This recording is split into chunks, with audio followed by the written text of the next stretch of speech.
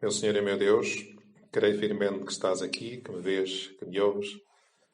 Adoro-te com profunda reverência. Peço perdão dos meus pecados e graça para fazer com fruto este tempo de oração. Minha Mãe Imaculada, São José, meu Pai e Senhor, anjo da minha guarda, intercedei por mim.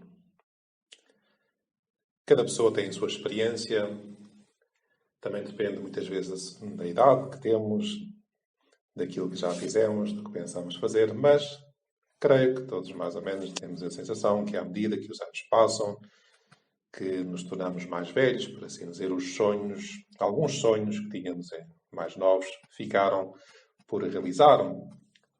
Certamente, e é bom, agora até podemos aproveitar este tempo de meditação para agradecer ao Senhor tantas coisas boas que fizemos. Se calhar se temos 15 anos, agradecemos menos, temos 20, ou 25, ou 40, teremos mais coisas boas que fizemos.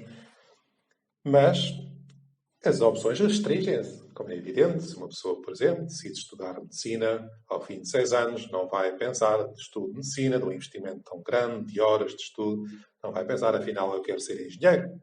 Uma pessoa ou outra pode fazer, mas não é o habitual.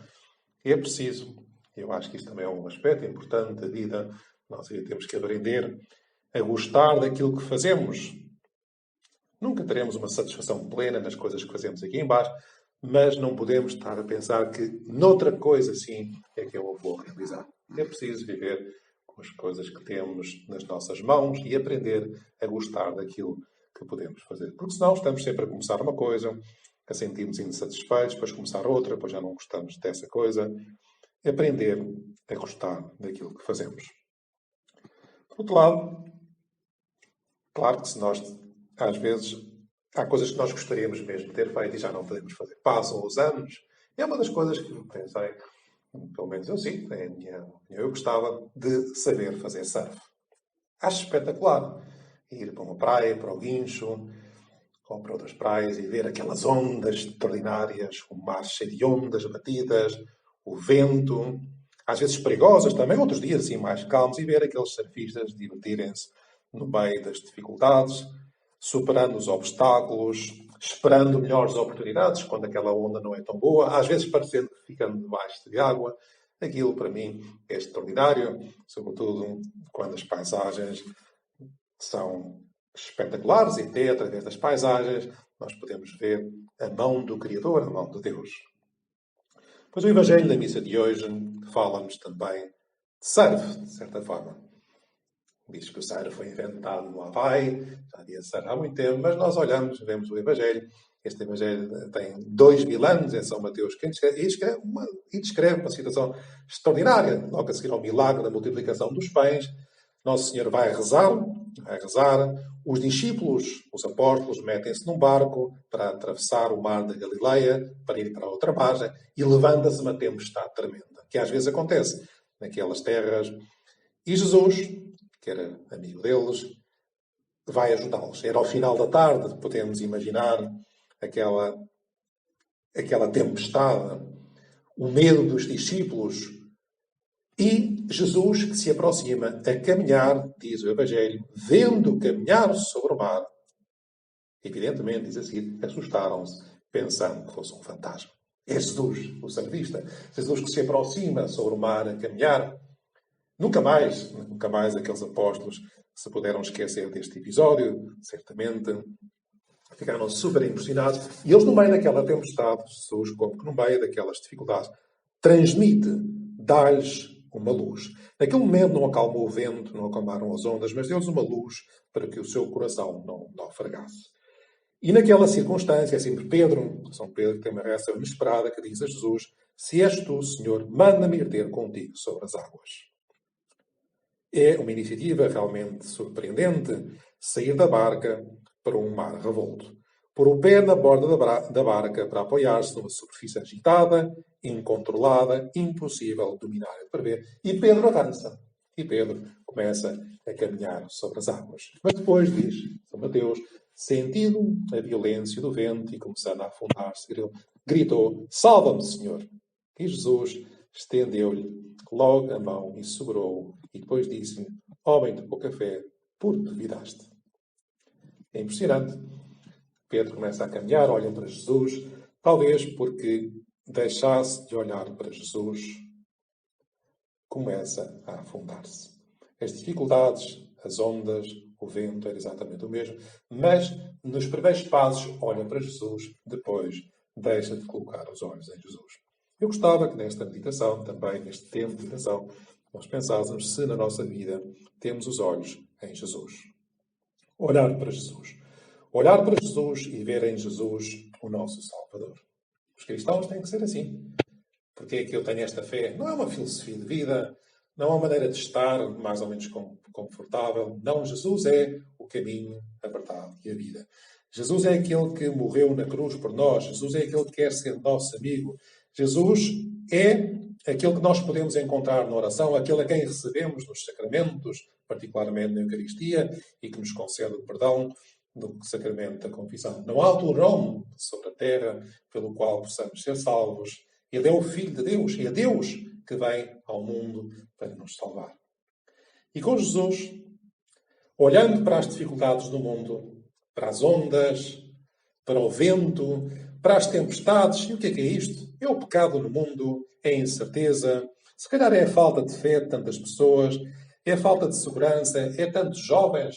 Não quero ser pessimista, há tantas coisas muito boas neste mundo como é a vida, mas é verdade ao mesmo tempo que há tantos jovens e tantas pessoas mais velhas que não têm sentido para a vida, que não sabem de que vêm de Deus, que vão para Deus, não sabem que existe o céu, não sabem que tem um Deus que é seu amigo.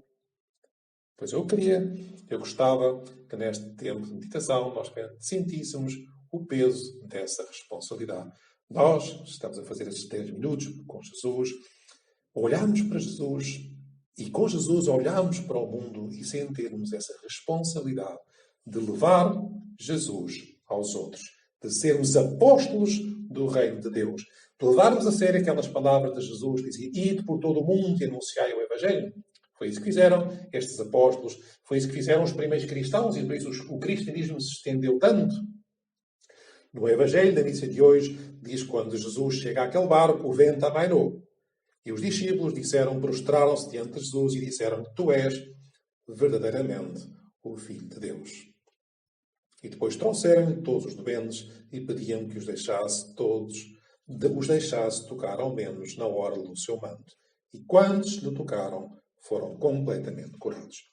É preciso, e eu acho que Jesus nos pede, ajudar a que as pessoas, os nossos amigos, toquem a Jesus. Experimentem a salvação de Jesus. Experimentem a fé. Isso tem que ser através de nós. Tem que ser através de ti. Como é que eu posso fazer apostolado? Transmitir a fé, fazer com que os outros toquem Jesus. Não é, e às vezes os católicos confundem transmitir a fé, apostolado, com discussões teológicas no café. Sobre se pode fazer isto ou não, sobre se a missa deve ser em latim ou em português, sobre se as mulheres podem ou não ser padres. Eu acho que isso habitualmente não converte ninguém. Também não é falar de cima para baixo, quando nos pensamos, julgamos superiores aos outros, não com compreensão, sempre. E por isso deixava aqui 3 ou 4 ideias. Nós somos apóstolos, nós transmitiremos a fé se estivermos convencidos que quando, como dizia São José Maria Escrivá, quando te lançares ao apostolado, convence de que se trata sempre de fazer felizes, muito felizes as pessoas. É fazer felizes os outros. Isso podemos fazer se o teu cristianismo é alegre. Primeira coisa. Se nós transmitimos uma ideia alegre da nossa fé, não como um fardo, como uma dificuldade, mas o cristianismo alegre porque estamos unidos a Jesus, porque estamos convencidos que a melhor coisa que podemos ter é a nossa união com Cristo. Um santo triste é um triste santo. Em segundo lugar, o esforço por sermos coerentes, por darmos um bom testemunho de coerência do exemplo cristão. Em terceiro lugar, ter doutrina. Temos que saber explicar as razões mais profundas da nossa fé. E, finalmente, em quarto lugar, ser amigo dos amigos. Rezar por eles. Falar de igual para igual, sem julgar, compreendendo, sendo leais com os outros, sendo amigos para sempre, por assim dizer. Não somos amigos nas férias apenas, interessamos quando fazem anos, estão doentes, por uma alegria. Damos um bom conselho e ouvimos o bom conselho, transmitimos a intimidade. E então, Se somos alegres, se somos coerentes, se temos argumentos para a nossa fé, se somos realmente amigos, as outras pessoas, sem querer ou querendo, haverão de perguntar-nos sobre as razões mais profundas do nosso atuar.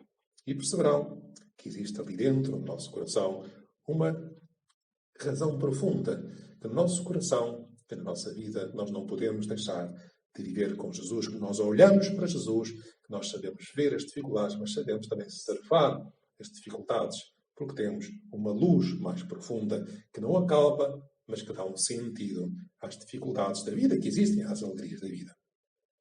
Temos que transmitir a fé. Pois experimentemos fazer isto com amizade, com alegria, com coerência e com doutrina.